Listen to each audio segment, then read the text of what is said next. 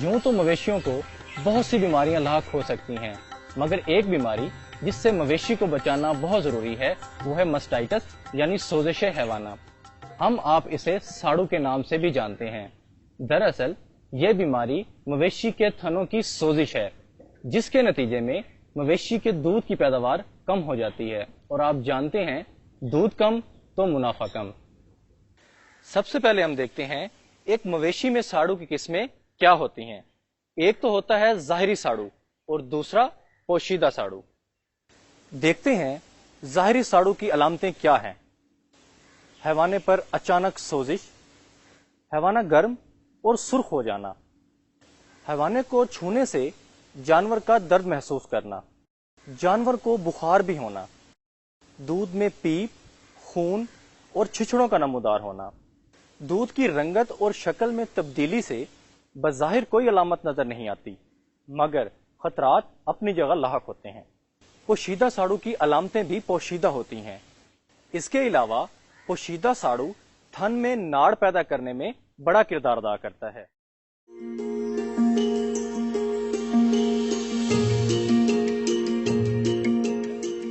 सवाल पैदा होता है कि वो किस तरह के जरासीम हैं जो साड़ू का बाइस बनते हैं। ये हैं 3 तरह के जरासीम। नंबर 1 माहौलियाती जरासीम, नंबर 2 छूने वाले जरासीम और नंबर 3 मौका परस्त जरासीम।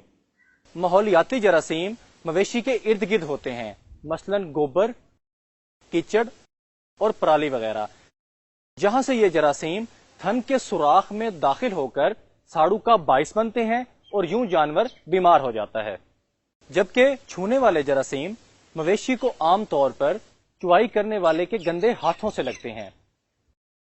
मौका परस्त जरासीम तो जैसे मौके की तलाश में रहते हैं, मसलन अगर किसी भी वजह से हैवाने पर या थनों पर जख्म हो तो माहौलियाती जरासीम को मौका मिल जाता है और वो यूं मवेशी के थनों में दाखिल हो जाते हैं।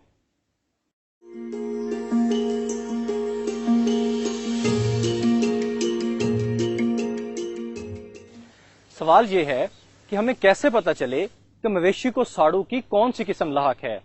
तो पहले हम पोशीदा साड़ू की तशखीस करते हैं। इस टेस्ट के लिए हमें सिर्फ 3 चीजें दरकार हैं। कपड़े धोने वाले पाउडर का 45 ग्राम पाउडर, महलूल बनाने के लिए 1.5 लीटर पानी की बोतल और 4 प्यालियां। अब हम शुरू करते हैं तशखीस के लिए महलूल बनाने का तरीका। कपड़े धोने वाले पाउडर में से 45 ग्राम पाउडर 1.5 लीटर पानी की बोतल में मिलाएं।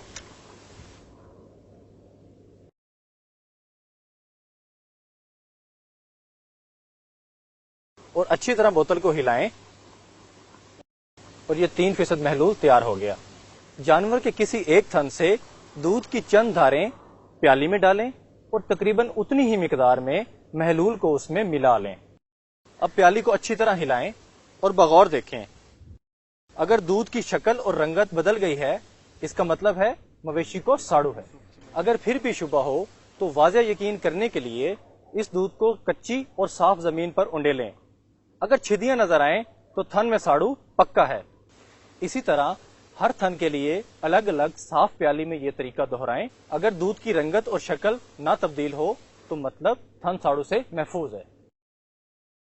पोशीदा साड़ू जांचने के लिए आप अपने मवेशी में ये तरीका हर महीने में 2 बार दोहराएं।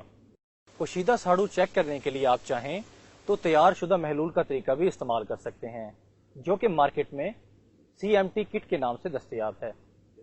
पोशीदा साड़ू का इलाज निहायत सस्ता और आसान है, लेकिन मुनासिब तवज्जो ना होने की सूरत में ये ज़ाहिरी साड़ू की खतरनाक बीमारी बन सकता है।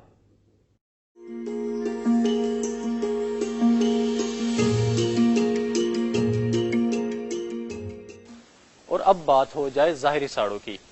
सोजिश ज़दा हिस्से पर दर्द होने की वजह से जानवर को हरकत करने में, खास तौर पर बैठने में तकलीफ होती है। पूरा हैवाना या कोई भी मुतासरा थन बमाए झिल्ली सोजिश के बायस सख्त और कई गुना बड़ा हो जाता है। अपनी इंतहाई शक्ल में वर्म ज़दा थन से दूध की कुदरती हालत तब्दील हो जाती है। दूध की फुटकियां और छिड़ियां भी बन जाती हैं। दूध पतला और जर्दी माइल हो जाता है और बाज औकात दूध में खून भी आता है। जानवर को बुखार हो जाता है اور دودھ کی پیداوار کم ہو جاتی ہے۔ بیماری بڑھنے کی صورت میں پھٹکیاں اور چھٹیاں اکثر تھن کے منہ کو بند کر دیتی ہیں۔ حاصل شدہ دودھ نہایت نمکین اور بدبودار ہو جاتا ہے۔ سوزش حیوانہ کی اس شدید حالت کو انگیاری بھی کہا جاتا ہے۔ اگر آپ کے جانور میں ان میں سے کوئی ایک علامت یا علامات موجود ہیں تو فوری طور پر اپنے قریبی ویٹنری ڈاکٹر سے رجوع کریں۔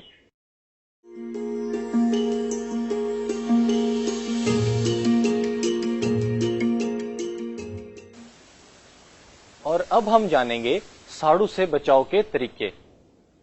چوائی سے پہلے دودھ دوہنے والا اپنے ہاتھوں کو اچھی طرح دھو لے۔ دودھ دوہنے سے قبل جانور کے حیوانے کو دھو کر خشک کر لیں۔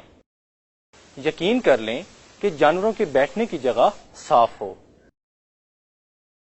انگوٹھے کو اندر موڑ کر دودھ کی چوائی نہ کریں۔ چوائی کا صحیح طریقہ استعمال کریں۔ متاثرہ تھن کو سب سے آخر میں چھوئیں تاکہ بیماری دوسرے تھنوں تک نہ پہنچے۔ چوائی والے برتن اور مشینوں کی صفائی کا خاص خیال رکھیں۔